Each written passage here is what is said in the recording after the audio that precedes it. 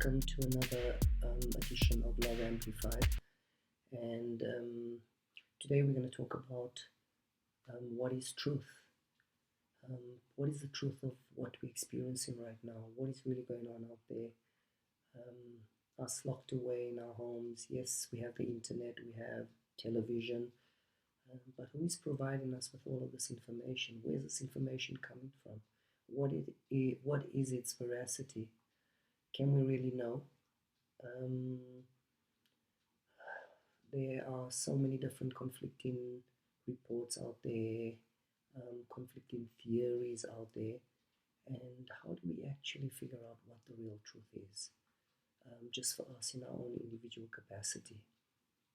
So Alfred Korzybski said there are two ways to slide through life. You either believe everything or you doubt everything. Both ways will save you from thinking. And I think that's relevant. I think, are you one of the people who just believes everything you fed? Are you the one who just doubts everything? And what is the alternative? What lies in between all of this stuff? And I think for me, what lies in between all of this stuff is you got to go within. You got to go within yourself to look for what the truth is. Because there are three kinds of truth. There's imagined truth, there's perceived truth, and then there's actual truth. An imagined truth will create a distorted reality. Perceived truth will create observed reality, and actual truth will create ultimate reality. For now, I won't really talk about actual truth and ultimate reality. Maybe that's for a later addition to this. But let's look at what perceived truth is. So, perceived truth right now for most of us is we're in lockdown. And the reality we can observe from that is yes, we are in lockdown. If we look at the stories we make up as a result of being in lockdown, the stories we create as a result of what we perceive in, what information we've been fed, that leaves us, for many of us, it leads us to an imagined truth. And the imagined truth could be that the future is incredibly bleak. The imagined truth could be that the entire system is collapsing. And for right now, we don't know. But if we live into these imagined truths, we ultimately create distorted realities. And as the old adage goes, perception creates reality. So as you perceive things, you create things in that way. So as we're sitting in our homes, living in our heads, for some of us, that's what we do. And all of these different perceptions we create, what are we putting out there? What is it that we are creating for our future through these perceptions? So do you live in perceived truth? Do you live in imagined truth? Or the third one, actual truth? These are just questions for you to ponder. One of my favorite books, Hitchhiker's Guide to the Galaxy, written by Douglas Adams, there's a part in there where aliens build a supercomputer called Deep Thought, and they ask this supercomputer, what is the answer to life, the universe, and everything? And the answer it comes back with, somewhat anticlimactically, is the number 42. That's the answer to life, the universe, and everything.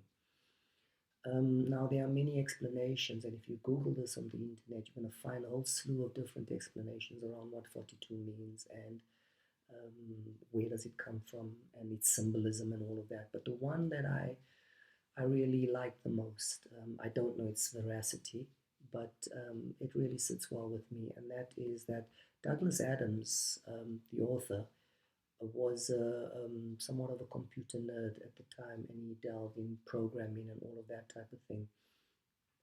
And so he had knowledge of certain things. And apparently, in the asterisk translates in computer language, the asterisk translates as whatever you want it to be. And in an old computer program called ASCII, or computer language, 42 designates an asterisk. And an asterisk, as I just said, denotes whatever you want it to be. So, when Deep Thought was asked, what is the answer to the question of life, the universe, and everything? And he says 42. What he's actually saying is whatever you want it to be. That's the answer. So, what is the answer to all of this? What is the truth of all of this? Whatever we want it to be. And what does that mean? It means that if we start to perceive what it is we want this to be, if we start to live in perceived truth and create an observed reality, we can start to maybe define this reality. It's what we're doing anyway, either consciously or unconsciously. So maybe if more of us can consciously begin to look at the reality we want, what we want to come out of this, how we ourselves want to come out of this, we get to create it. So, what is the answer to life, the universe, and everything, including COVID 19? Whatever we want it to be. 42. Thank you for listening. Thank you for tuning in. Please check in with the meditation I posted yesterday. Do it. You'll really benefit from it. And as always, please send me your comments and feedback. Thank you. Have a great day.